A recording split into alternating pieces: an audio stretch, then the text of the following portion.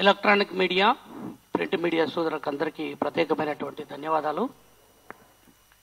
ముఖ్యంగా ఈరోజు మాదిగ ఇంటలెక్చువల్ పెద్దలు అందరం కూడా రాష్ట్ర ప్రభుత్వం తీసుకున్నటువంటి నిర్ణయం ఏదైతే ఉందో ఎస్సీ వర్గీకరణ విషయంలో ప్రత్యేకంగా ముఖ్యమంత్రి రేవంత్ రెడ్డి గారికి కృతజ్ఞతగా నిలబడాలనే ఏకైక అంశంతోనే ఈరోజు ఈ యొక్క ప్రెస్ మీట్ అనేది నిర్వహించడం జరుగుతుంది. అయితే ఇక్కడ ఈ నిర్ణయానికి కంటే ముందు సుప్రీంకోర్టు ఆగస్టు 1, 2024 సంవత్సరంలో సుప్రీంకోర్టు తీర్పు వచ్చినటువంటి నేపథ్యంలో అదే సమయంలో తెలంగాణలో అసెంబ్లీ సమావేశం జరుగుతూ ఉన్నది.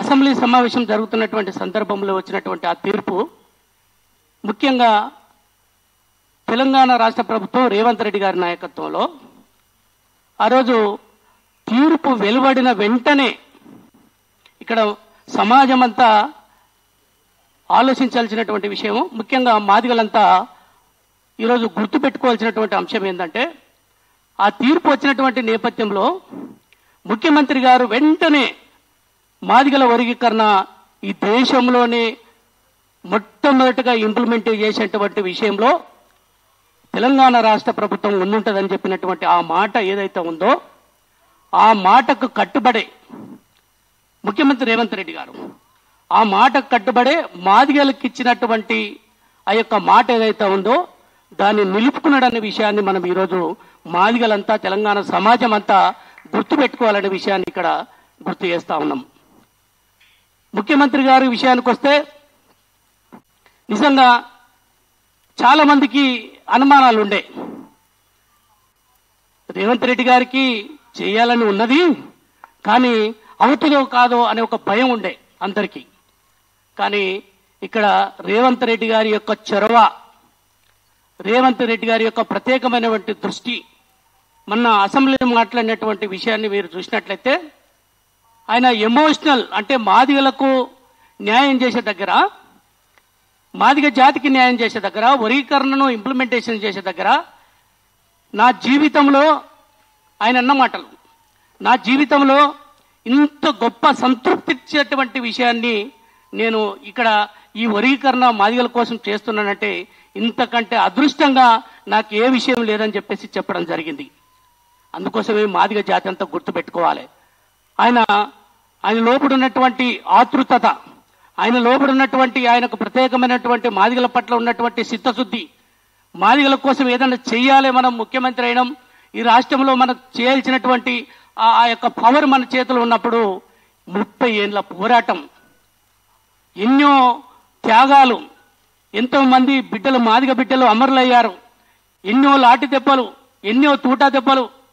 అవునన్నా కాదన్నా ఈరోజు మందకృష్ణ గారి పోరాటాన్ని మనం ఎక్కడ కూడా శంకించాల్సినటువంటి అవసరం లేదు. కొంతమంది అక్కడక్కడ చాలా బాధ అవుతుంది. నేను ఎడ్యుకేషన్ కమిషన్లో ప్రభుత్వంలో ఈరోజు ఒక పొజిషన్లో ఉన్నాం. అట్లాంటి విషయాల్లోకి వచ్చినప్పుడు ఆలోచన చేస్తే చాలా బాధ అనిపించింది. అంటే ఎక్కడైనా జాతి విషయంలో ఏదన్నా ఉంటే మనము అది ఇంటర్నల్గానో లేకపోతే నాయకత్వం ఇస్తున్నటువంటి నాయకుడికో చెప్పాల్సినటువంటి విషయాలను చెప్పకుండా బయట సమాజంలో పల్చన చేసేటువంటి పరిస్థితిని కొంతమంది తీసుకొచ్చారు. ఇప్పటికైనా మీరు కొన్ని విషయాలను మార్చుకోవాలని చెప్పేసి వాళ్ళకు నేను ఈ సభ సందర్భంగా చెప్తా ఉన్నా. కాబట్టి సరే ఆ విషయాన్ని పక్కకు వదిలిపెడితే ఈరోజు మందకృష్ణ మాదిగ గారి త్యాగాన్ని కూడా మనం ఖచ్చితంగా మాదిగ జాతి గుర్తుపెట్టుకోవాలి. అయితే రేవంత్ రెడ్డి గారు చేసినటువంటి ఈరోజు మన అసెంబ్లీలో చెప్పినటువంటి ఏదైతే ఆ తీర్పు ఉందో ఆ వెంటనే ఇంప్లిమెంటేషన్ చేస్తారు. ఎవ్వరు కూడా అనుమానం లేదు, ఎవ్వరు కూడా అనుమానం పడాల్సిన అవసరం లేదు. ముఖ్యమంత్రి గారికి మాదిగల పట్ల ఎంత చిత్తశుద్ధి ఉందో ఆయన మాట ఇచ్చినప్పటి నుంచి ఆ రోజు అసెంబ్లీలో ఆగస్టు 1 రోజు ప్రకటించినటువంటి ఆ యొక్క ప్రకటన ఏదైతే ఉందో దానికి కట్టుబడి మంత్రివర్గ ఉపసంఘం వేశాడు, అదేవిధంగా ఏకసభ్య కమిషన్ వేసిండు. అంటే టెక్నికల్ ఎక్కడ కూడా మాదిగలకు ఇంప్లిమెంటేషన్ వర్గీకరణ చేసేటప్పుడు ఎక్కడ కూడా ఇబ్బందులు రాకుండా ఉండడం కోసం ఆయన ఎట్లాంటి ప్రయత్నాలు చేశాడో మనందరికీ మాదిగ సమాజం అంతా అర్థమైంది. మీరు కూడా అందరూ గుర్తుపెట్టుకోవాల్సిందిగా ఈరోజు ఈ వేదిక సందర్భంగా మాదిగ జాతికి అంతా విజ్ఞప్తి చేస్తా ఉన్నా. కాబట్టి ఎక్కడ కూడా అనుమాన పడాల్సిన అవసరం లేదు. ఈరోజు ఏదైతే 3 గ్రూపులుగా విభజించినటువంటి విషయం ఏదైతే ఉందో, గ్రూప్ 1, గ్రూప్ 2, గ్రూప్ 3, ఈ మొత్తం వీటిలో మాదిగలకు వచ్చినటువంటి పర్సెంటేజ్ 9%. ఈ 9%లో మనం గతంలో ఉమ్మడి ఆంధ్రప్రదేశ్లో ఉన్నప్పుడు మనకు ఎంత శాతం వచ్చింది? 7% వచ్చింది. 7% కంటే ఈరోజు తెలంగాణలో మన జనాభా ఎంత ఉందో, మన జనాభాకు అనుగుణంగా మన జనాభాతో మనకు అంత వాటాకు సంబంధించినటువంటి విషయంలో 9% వచ్చిందంటే ఈరోజు అందరం కూడా హర్షించాల్సినటువంటి విషయం అని నేను చెప్తా ఉన్నా. ఎందుకంటే రాష్ట్ర ప్రభుత్వంలో మనము ఇక్కడ ఈ ప్రభుత్వానికి అనుకూలంగా మాట్లాడదామని కాదు, కానీ నిజానికి ఈ 9% రావడం అంటే మనం ఒక అడుగు ముందుకేసినట్టే అని చెప్పేసి నేను ఈరోజు ఈ సందర్భంగా చెప్తా ఉన్నా మీడియా ఆధ్వర్యంలో మాదిగ సమాజానికంతా. కాబట్టి ఏదైనా ఇంతకుముందు ప్రొఫెసర్ పురుషోత్తమన్న మాట్లాడినట్టు టెక్నికల్ విషయాలు ఏదైనా ఉంటే ఖచ్చితంగా ముఖ్యమంత్రి దగ్గర మేమందరము మాట్లాడతాము. రేవంత్ రెడ్డి గారి దగ్గర ఆయన మాదిగలకు సంబంధించిన విషయంలో చాలా అనుకూలంగా ఉన్నాడు. చాలా ఇదే కాదు, ఉరీకరణ విషయమే కాదు, రేపు ప్రభుత్వ పరంగా కూడా ఎలాంటి అవకాశాలు వచ్చినా కూడా రేవంత్ రెడ్డి గారికి మాదిగల పట్ల చాలా చిత్తశుద్ధి ఉన్నది. ఈ ప్రభుత్వం చేస్తుందనే నమ్మకం నాకైతే చాలా బలంగా ఉన్నదని చెప్పేసి నేను విశ్వసిస్తున్నా. మాదిగలకు సంబంధించిన విషయంలో మాదిగలంతా కూడా గుర్తుపెట్టుకోవాలి. ఎట్లాంటి అనుమానాలు వద్దు, ఇంకా మనం ఎట్లాంటి అనుమానాలు పడాల్సినటువంటి అవసరం లేదు. కాబట్టి మీరంతా కూడా మనమంతా ఇక్కడ మాదిగ ఇంటెలెక్చువల్ గా చాలా మంది ఇంకా ఉన్నాము.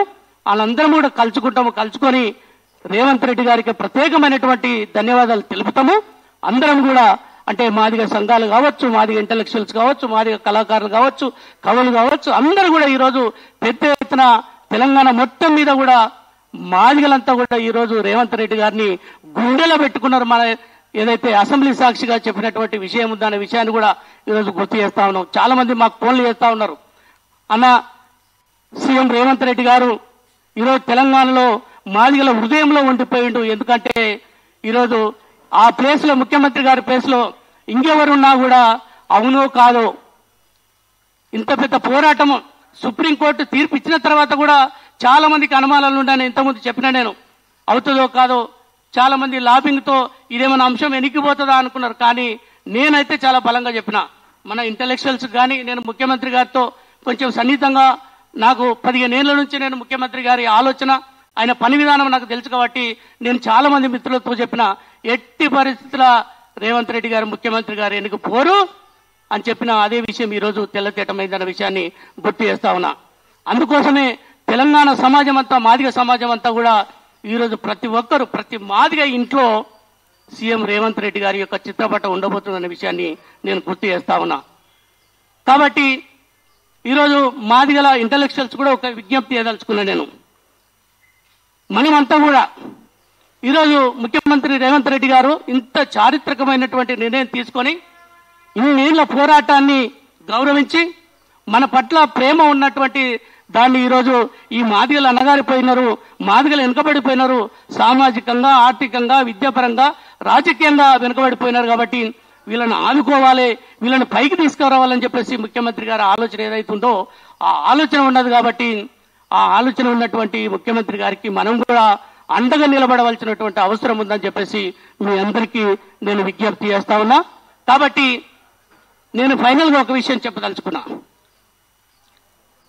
ఏదైతే ఈ యొక్క తీర్పు వచ్చినటువంటి నేపథ్యంలో అది జీవో రూపంలో ఖచ్చితంగా మళ్ళీ మన ముందుకు రాబోతుంది. కాబట్టి ఈ జీవో వచ్చిన తర్వాత పెద్ద ఎత్తున ఈ రాష్ట్ర ప్రభుత్వం ముఖ్యమంత్రి రేవంత్ రెడ్డి గారికి ఒక కృతజ్ఞత సభ పెద్ద ఎత్తున నిర్వహించుకొని మనమంతా మాదిగలంతా మన మాదిగల విజయోత్సవ సభగా నిర్వహించుకొని ప్రతి మాదిగ గుడెంలో సీఎం రేవంత్ రెడ్డి గారికి పాలాభిషేకం రూపేణా లేదంటే కృతజ్ఞత రూపేణా ఏ రూపేణైనా ఆయనకు కృతజ్ఞత తెలుపాల్సినటువంటి అవసరం ఉందని చెప్పేసి మనసా వాచా కోరుకుంటున్నాను. కాబట్టి ఈ విషయాన్ని మాదిగ సమాజం అంతా ఆలోచన చేయాలి, మాదిగ సమాజం అంతా దీన్ని ముందుకు తీసుకుపోవాలి.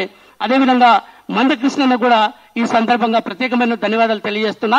ఎందుకోసమనంటే ఈ మన జరిగినటువంటి ఏదైతే ఈ వర్గీకరణ అంశంలో ముఖ్యమంత్రి గారు చొరవ చూపి అసెంబ్లీలో మనకు చేసినటువంటి ఈ ప్రకటన ఏదైతే ఉందో, ఆమోదం ఏదైతే ఉందో, దీని సందర్భంగా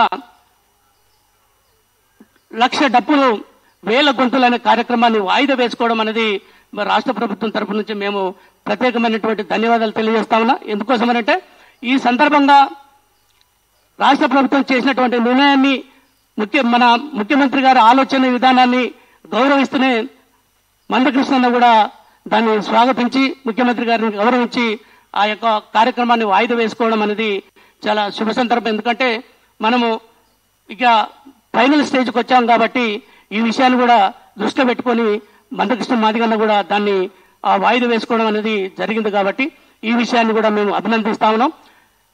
ఇక్కడ ఈ మాదిగ ఇంటెలెక్చువల్ చేసేటువంటి కార్యక్రమాలు ముందు కార్యక్రమాలని మన అన్న కాసిం అన్న ఖచ్చితంగా, అదేవిధంగా ఆరేపల్లి రాజేందర్ అన్న వీళ్ళందరూ కూడా కోఆర్డినేట్ చేసి ఖచ్చితంగా ఇంకా ముందు భవిష్యత్తులో ముందు ఇంకేం చేయాలనే విషయాలని వాళ్ళు కార్యాచరణ ప్రకటిస్తారని చెప్తూ ఈ అవకాశం ఇచ్చినటువంటి మాదిగ ఇంటెలెక్చువల్ ఫోరానికి ప్రత్యేకమైన ధన్యవాదాలు తెలియజేస్తున్నాను. Thank you.